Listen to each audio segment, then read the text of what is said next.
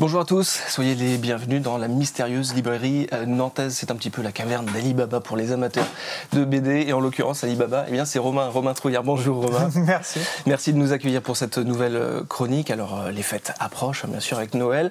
On va faire le plein d'idées cadeaux avec vous, à commencer par les plus jeunes. Bah oui, j'avais envie de vous présenter par petit créneau d'âge différentes séries. Et puis, toujours avec cette envie de vous faire découvrir des auteurs nantais. Un auteur dont on a beaucoup parlé lors des précédentes chroniques, c'est Yoann. Yoann, c'est un petit peu un porte-drapeau nantais, puisqu'il représente plutôt bien les auteurs nantais en faisant Spirou, qui est quand même pas un petit personnage de la bande dessinée. Et bien, avant de faire Spirou, il faisait déjà une série qui s'appelait Toto l'ornithorynx.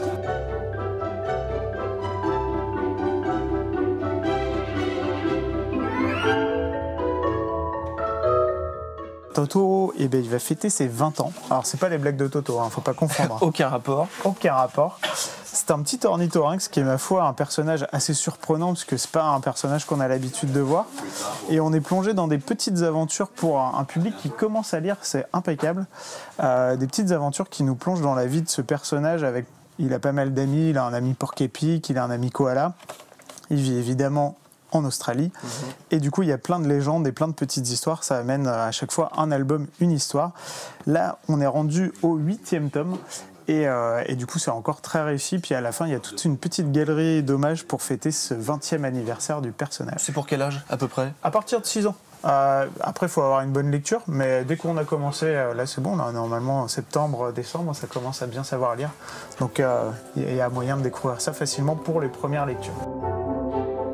Et on continue avec une autre BD nantaise, Magda. Qu'est-ce que c'est? Magda, c'est de Christelle. Alors Magda, c'est une histoire de magie. C'est chez Ankama. Chez Ankama, ils ont cette espèce de truc où ils essayent de chercher un petit public un peu, on pourrait l'appeler young adulte, entre l'ado et l'adulte. C'est-à-dire que si vous êtes adulte, ça peut vous plaire. Si vous êtes ado, c'est sûr, ça va vous plaire. On est dans cet univers, alors là ça se passe à Paris. Si vous avez comme référence Harry Potter, sachez que la magie ne se pratique pas du tout comme ça, pas avec une baguette, enfin pas dans le monde de Magda. Mais alors elle se pratique comment? Elle se pratique avec des glyphes qui sont sur les doigts, donc des petits symboles, et en fonction de la manière dont on les touche, il s'avère que ce monde est tourné autour de ce système de magie.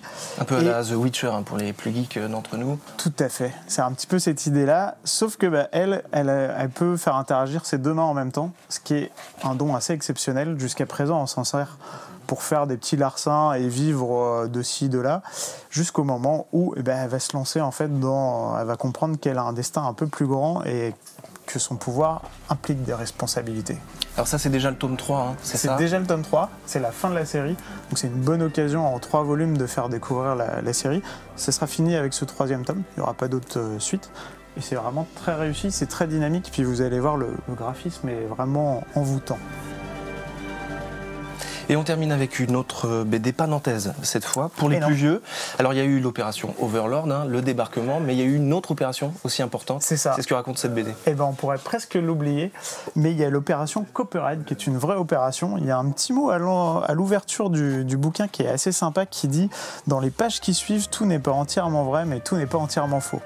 Ça résume assez bien le ton.